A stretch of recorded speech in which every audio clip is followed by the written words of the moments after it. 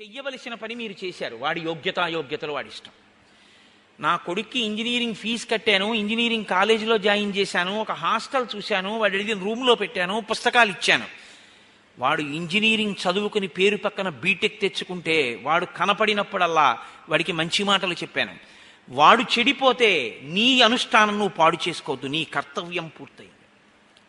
నువ్వు చెయ్యవలసింది చేయడం కర్తవ్యం. అంతకు మించి నువ్వు అనుకున్నట్టు అవ్వట్లేదని బాధపడిపోవడం బాధ్యత. నీ వ్యక్తిత్వాన్ని పాడు చేస్తుంది బాధ్యత, నీ వ్యక్తిత్వాన్ని నిలబెడుతుంది కర్తవ్యం. అందుకే మనిషి ఎప్పుడు కర్తవ్యనిష్టతో నిలబడాలి. మీరు చూడండి, ఎప్పుడు మాట్లాడినా మన శాస్త్రాలు కర్తవ్యం అన్న మాటే మాట్లాడతాయి. కర్తవ్యం దైవమాన్నికం.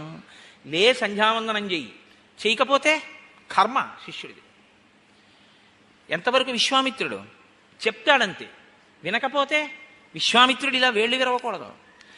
చూసావానండి, చెప్పానండి, రాముడు లేవలేదండి, నీ పని నువ్వు చేసుకో అంతే బస్. ఒకనాడు వృద్ధిలోకి వస్తాడు, ఒకనాడు చేస్తాడు.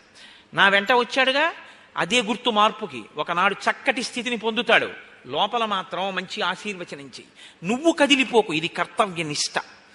కాబట్టి తేషాం కోయతిరివజ్యేష్టో రామో రతికరప్పితు బభూవ భూయో భూతానాం స్వయంభూరివ సమ్మతః సర్వే వేద విధ శూరా సర్వే లోకహితే రతా సర్వే జ్ఞానోపసంపన్నా సర్వే సముదితా గుణై. చాలా పెద్ద శ్లోకం అండి ఇది, చాలా పెద్ద శ్లోకం. నిజానికి చాలా గొప్ప శ్లోకం ఇది. నాకైతే అనిపిస్తుంది ఈ శ్లోకం నేను అనేక పర్యాయాలు కళాశాలల యందు ఉపన్యాసాలు ఇవ్వడానికి వెళ్ళినప్పుడు నేను ఈ శ్లోకాన్ని ఎక్కువగా ఉదహరిస్తుంటాను. సర్వే వేద విధ శూరాః. ఒక అధ్యాపకుడు, ఆచార్యుడు, గురువు, మీరే పేరుతో పిలవండి, కించిత్ భేదం. ఒక బోధ చేసేటప్పుడు ఆయన ఉద్దేశ్యం ఏమిటి అంటే అది అందుకోవాలి ఎదురుగుండా ఉన్న వాళ్ళని తప్ప. ఇప్పుడు నేనే శ్రీరామాయణం మీద 4 మాటలు చెప్పడానికి వచ్చాను. నా ఉద్దేశ్యం ఏమిటి? నాకు తెలుసున్నది అన్నది ఏదైనా ఉంటే మీ అందరితో దాన్ని పంచుకోవాలి అన్నది నా ఉద్దేశ్యం. నాకు తెలుసునని కానీ మీకు తెలియదని కానీ కూర్చున్నవాడని మాత్రం కాదు. నేను మిమ్మల్ని అడ్డుపెట్టి చెప్పుకుని ధన్యుడినవుతాను అని. ఒక గురువు బోధ చేస్తే వాడు ఆవలించి కునుకుతున్నప్పుడు ముఖ్య విషయాలు చెప్దాం, వాడు వినకుండా మిగిలిన వాళ్ళు వింటారని చెప్పడం. అందరూ వినాలనే చెప్తాడు. మరి అందరూ ఎందుకు సమాన స్థాయిలో అందుకోలేకపోతున్నారు? మీరు గమనించండి. అంటే గురువు యొక్క హృదయాన్ని, దానికే ఈ రెండిటికి మధ్యలో వచ్చే మాటని శాస్త్రం ఏమందంటే శ్రద్ధ అని పిలిచింది. మా గురువుగారు మాట్లాడుతున్నప్పుడు నేను వినకపోతే, నా దృష్టి ఇతర విషయముల వైపుకి వెళ్ళిపోతే, నేను నా జీవితంలో అత్యంత ప్రయోజనకరమైనటువంటి విషయాన్ని పోగొట్టేసుకుంటాను. కాబట్టి వినడం తప్ప, శృణ్వం తపః భద్రం కర్ణేభిః శృణుయామ దేవాః అంటాం. మా చెవులు భద్రముగా ఉండుగాక, ఎప్పుడూ ఈ మాటలను వినుగాక. అలా వినడంలో మనసు వైక్లభ్యాన్ని పొందిందనుకోండి, ఇక్కడతో చాలు, ఇంకా ఆయన చెప్పితే మాత్రం మనకెందుకు అనిపించింది అనుకోండి, మీ స్థాయి శ్రద్ధ ఉన్నవాడి స్థాయిని పొందదు. గురువుగారి దగ్గర మీరు కూర్చుంటారేమో కానీ గురువుగారి హృదయాన్ని మాత్రం మీరు పుచ్చుకోలేరు. అందుకే శృంగగిరి పీఠాన్ని అధివసించినటువంటి చంద్రశేఖర భారతీ స్వామి వారు ఓ మాట చెప్తుండేవారు. మమ్మల్ని జగద్గురువు అని ఎందుకు పిలుస్తారో తెలుసా? మేము ఈ జగత్తంతా వెళ్ళి అందరికీ బోధ చేస్తామని కాదు. నేను ఇక్కడ ఉండి మాట్లాడుతుంటే నా మాటని పట్టుకుని తన అనుష్ఠానాన్ని దిద్దుకుని నా మీద నమ్మకంతో, నా మాట మీద నమ్మకంతో తనని తాను దిద్దుకుని నేను చెప్పిన మాటలో ఆ బాటలో నడిచిన వాడెవడో వాడు నాకు శిష్యుడు. ఎప్పుడూ నా పక్కనే ఉన్నా నా మాట మీద లక్ష్యం లేనివాడు, నేను చెప్పిన దాని మీద నమ్మకం లేనివాడు నా పక్కనే ఉన్నా వాడు నాకు శిష్యుడు కాలేడు. వాడు కాకూడదని నేను అనలేదు, వాడు కాలేకపోయాడు. ఎందుకంటే మధ్యలో శ్రద్ధ అడ్డొచ్చింది. ఇంకోటి ఇక్కడ లేడు. చంద్రశేఖర భారతీ స్వామిని నేను ఆయన శరీరంతో ఉండగా దర్శించలేదు. అనేక పర్యాయాలు చంద్రశేఖర భారతీ స్వామి వారు చెప్పిన మాటల్ని నేను వాడుతూ ఉంటాను. రామకృష్ణ పరమహంస మాటలు వాడతాను, శంకర భగవత్పాదుల మాటలు వాడతాను. వాడుతున్నాను అంటే నేను శంకరుల్ని చూశానా, నేను చంద్రశేఖర పరమాచార్య స్వామి వారిని చూశానా, నేను చంద్రశేఖర భారతీ స్వామిని చూశానా? నేను చూడలేదు మాంసనేత్రంతో. చూడకపోయినా నాకు వారి మాట స్ఫురణలోకి వచ్చింది అంటే ఆ స్థాయిలో నాకు వారి మాట మీద ఒక గురి ఉంది, ఒక విశ్వాసం ఉంది. అందుకే పుస్తకంలో ఉన్నది విద్య కాదు, మీ గుండెలలోకి వచ్చింది అనుష్ఠానం. పుస్తకం, గురువుగారు చెప్పిన పుస్తకం ఇంట్లో పెట్టుకుంటే మీకు ఎంతవరకు పనికొస్తుంది? పుస్తకం గభాలన గూట్లోంచి లేచి అడ్డంగా వచ్చి నువ్వు ఈ పని చెయ్యొద్దు అని మీకు అడ్డుపడలేదు. శ్రీరామాయణం పుస్తకాన్ని అక్కడ పెట్టి మీరు తాగిన ఎంగిలి కాఫీ కప్పు కూడా రామాయణం పక్కన పెడితే రామాయణం గభాలన ఎగిరి పక్కబల్ల మీదకి వెళ్ళదు. కానీ మీ సంస్కారం బయటికి వస్తుంది. ఎంగిలి కప్పు పెట్టవలసిన ప్రదేశానికి శ్రీరామాయణం పక్కన ఎంగిలి కాఫీ కప్పు ఉంచడానికి రెండిటికి మధ్యలో భేదం ఏమీ లేదు. అంత పవిత్రమైన వస్తువు అన్న భావన మీకుంటే అసలు మీ చెయ్యి ఎంగిలి కప్పు అక్కడ పెట్టడాన్ని అంగీకరించదు. ఇంకొక మాట చెప్తాను, కాఫీ తాగిన చేత్తో రామాయణాన్ని మీరు ముట్టుకోలేరు, చేతులు కడుక్కుని రామాయణం ముట్టుకుంటారు. కారణం ఏంటంటే మీకు దాని మీద ఉన్న విశ్వాసం. నేను ఒకసారి ఒక ఆశ్చర్యకరమైన సందర్భం చూశా. చంద్రశేఖర పరమాచార్య స్వామి వారి అనుగ్రహ భాషణాలు చదువుకుంటున్నాడు నా మిత్రుడు. నేను ఒకసారి వాళ్ళ ఇంటికి వెడితే మడి కట్టుకుని ఇలాంటి బల్ల మీద పెట్టి అతను చదువుకుంటున్నాడు, దర్భాసనం వేసుకుని. నేను అనుకున్నాను ఏదో పారాయణ చేస్తున్నాడు అనుకున్నాను. అయిపోయిన తర్వాత అడిగా, ఏం చదువుతున్నావో మిత్రమా అని. అంటే పరమాచార్య స్వామి వారి అనుగ్రహ భాషణాలు చదువుతున్నాను. దానికి మడిబట్ట కట్టుకుని చదువుకుంటున్నావేమి అన్నాను. అంటే ఆయన నాతో అన్న మాటకి నేను తెల్లబోయాను. పరమాచార్య స్వామి వారి అనుగ్రహ భాషణం నేను చదివితే పరమాచార్య స్వామి వారు నా ఎదురుగుండా వచ్చి కూర్చుని మాట్లాడినట్టే కదా కోటేశ్వరరావు గారు. అది నేను చదువుతుంటే అదేగా నా మనసులోకి ఎడుతోంది. పరమాచార్య వంటి మహాపురుషుల ముందు నేను కూర్చుని వింటే పైన చొక్కాతో బనీంతో కూర్చోనుగా. అందుకని విప్పేసి మడిబట్ట కట్టుకుని పరమాచార్యయే చెప్తున్నారు అని వింటున్నానండి, అలా చదువుతున్నానండి అన్నాడు. సా శ్రద్ధా కడితా సిద్ధి యయా వస్తూపలభ్యతే. వారికి లభిస్తాయి, గురు బోధ తలకెక్కుతుంది. సర్వే వేద విద శూరాహ. ఎక్కడొచ్చింది ప్రజ్ఞ? వశిష్ఠుడి దగ్గర రామ లక్ష్మణ భరత శత్రుఘ్నులు నలుగురు విన్నారు. రాముడు నేర్చుకున్నంత లక్ష్మణుడికి రాలేదు, లక్ష్మణుడు నేర్చుకున్నంత భరతుడికి రాలేదు, భరతుడు నేర్చుకున్నంత శత్రుఘ్నుడికి రాలేదు అని మీరు చెప్పే అవకాశం రామాయణంలో ఉందా? లేదు. గురువుగారు ఏం చెప్పారో అది నలుగురికి సమానంగా వచ్చింది. అంటే ఇప్పుడు శ్రద్ధ నలుగురిది ఎటువంటిది? ఒక్కలాంటిది. ఇది ఎవరి అదృష్టం? తండ్రి అదృష్టం. ఎంత సంతోషపడిపోతాడు ఆ తండ్రి.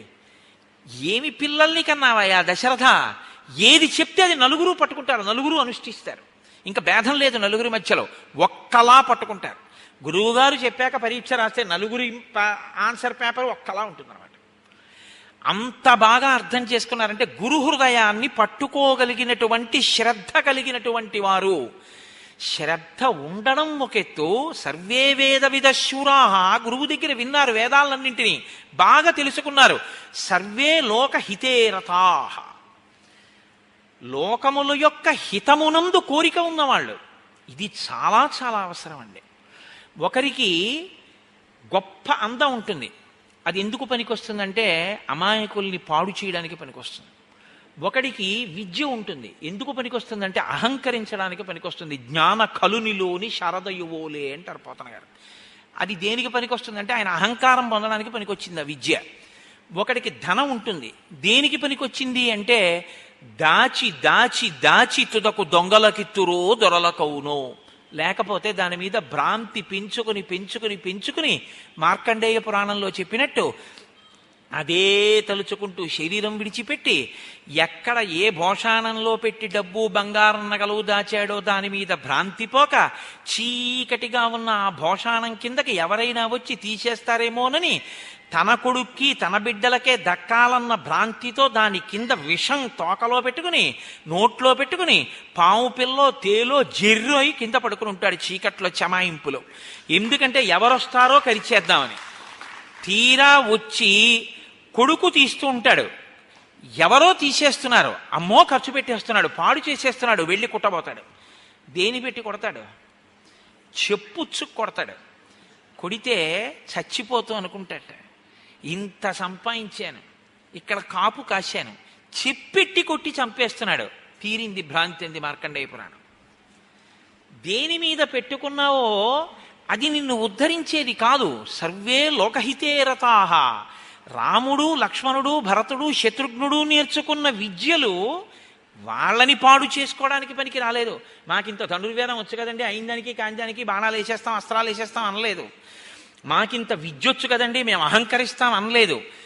మేమింత అందగాళ్ళం కదా, పుంసాం మోహన రూపాయ పుణ్యశ్లోకాయ మంగళం. నా తండ్రి మగవాళ్ళు మోహించారు మా స్వామిని చూసి, రామచంద్ర ప్రభువుని. అయినా తనంత తాను విధించుకున్నటువంటి షరతు, నేను ఏకపత్ని వ్రతుణ్ణి. అన్ని చదువుకున్నాడు, ఆయనకి మాట్లాడడం చేత కాదా? రామో దీర్ణాభిభాషతే. అమ్మా నేను 2 మాటలు మాట్లాడినా, ఒక మాట అన్నానా అది జరగవలసిందే, అందుకే తక్కువ మాట్లాడతాను, ఎక్కువ మాట్లాడ్డు రామచంద్రమూర్తి. ఇది క్రమశిక్షణ. ఈ క్రమశిక్షణ వల్ల ఎవరు దానివల్ల సుఖాన్ని పొందారు? లోకం సుఖాన్ని పొందింది. సర్వే లోకహితే రతాహ. ఇది పండినప్పుడు లోపల ఆ విద్య పనికి మాలింది కాలేదు. ఆ విద్య అడ్డు పెట్టుకుని సమాజాన్ని ఎలా పాడు చెయ్యొచ్చో నేర్చుకోలేదు. మీరు అందుకే చూడండి, మీకు ఒక మాట చెప్తాను, దీనికి పరాకాష్ఠ ఎక్కడుంటుందో తెలుసా అండి? భయము అని ఒక మాట ఉంటుంది. ఈ భయము అన్న కోణంలోంచి మీరు ఆ కళ్ళజోడు పెట్టుకుని చూడండి, అసలు మీకు ఈ ప్రపంచంలో దీని నుంచి దాటగలిగినటువంటి వాడు ఎవ్వరూ కనపడ్డాడు. భయము. సింహం ఉందనుకోండి భయమే, పెద్ద పులి ఉందనుకోండి భయమే, పాముకి భయమే, కుక్కకి భయమే, పిల్లికి భయమే, నాకు భయమే, మీకు భయమే, అందరికీ భయమే. ఎందుకు భయం? ఏమో ఎవరేం చేస్తారో భయం.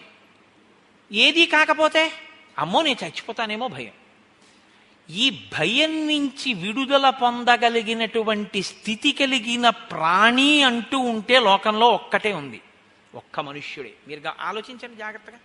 ఇప్పుడు నేను తొందరపడి దాని మీద వేదాంతం చెప్పక్కర్లేదు, మీరు బాగా ఆలోచించండి. తర్వాత ఒక పులి అలా ఏం భయపడినా అది ఆలోచించడానికి దానికి ఏం మేధస్సు లేదు.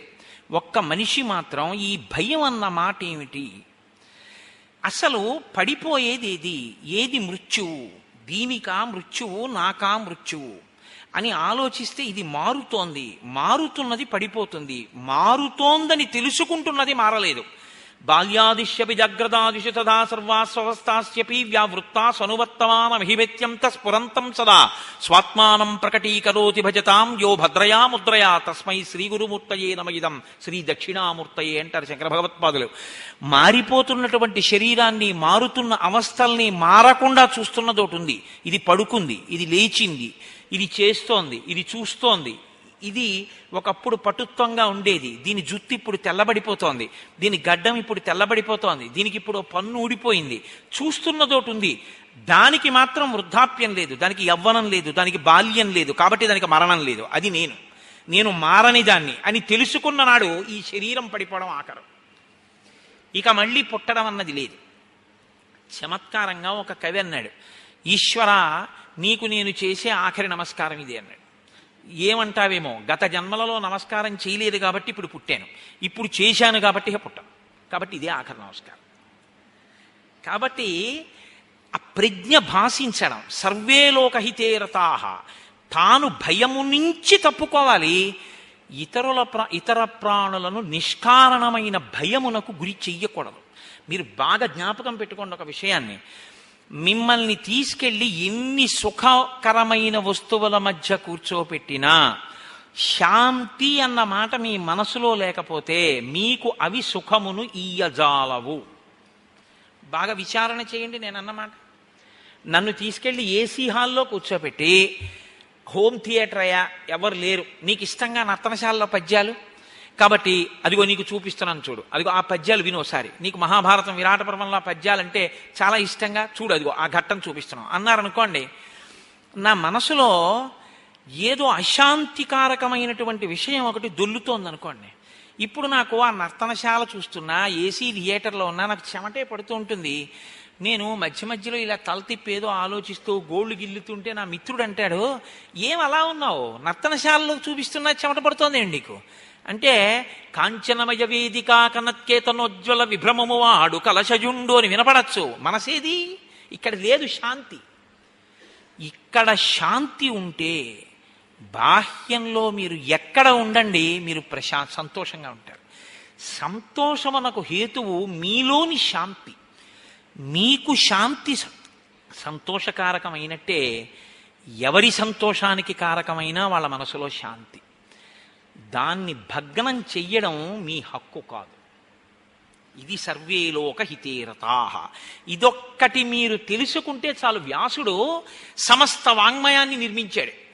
శిష్యులు అన్నారు, అష్టాదశ పురాణాలు, ఇన్ని గ్రంథాలు, ఇన్ని వ్యాఖ్యానాలు, బ్రహ్మసూత్రాలు, భాగవతం ఏం చదవం, వీటన్నింటి సారాంశం 2 శ్లోకాల్లో చెప్తారా అని అడిగారు. వ్యాసుడు అన్నాడు, దానికి 2 శ్లోకాలు ఎందుకు, మళ్ళీ సారాంశం చెప్పేదానికి ఒక్క పాదంలో చెప్తాను, బాగా వినండి అన్నాడు. ఏమిటో తెలుసా సారాంశం అంతా? సమస్త వాంగ్మయానికి కూడాను పరులకు ఉపకారము చెయ్యడమే ధర్మం, పరులను పీడించడమే అధర్మం. అదే ఈ సమస్త వాంగ్మయానికి కూడా సారాంశం. అదొక్కటి తెలుసుకోండి చాలన్నాడు. అదే వేద ధర్మం కూడా. అయినప్పుడు మీరు ఇతరుల శాంతికి భంగము కాని రీతిలో ప్రవర్తించడం అలవాటైతే అది ఎక్కడి నుంచి రావాలి? గురుబోధ జీర్ణం అవ్వాలి లోపల. ఎప్పుడూ గురువుగారు పక్కన ఉండరు. ఏది పక్కన ఉంటుంది? లోపలికి వెళ్ళినటువంటి గురువాక్యం మీకు తోడుగా ఉంటుంది. మా గురువుగారు ఇలా చెప్పారు, నేను అలాగే ప్రవర్తిస్తాను. ఈ గురువాక్యం మిమ్మల్ని ఎప్పుడు నిలబెడుతూ ఉండాలి. అందుకే తల్లిదండ్రులు గొప్పవారా, గురువు గొప్పవాడా అంటే గురువే గొప్పవాడు.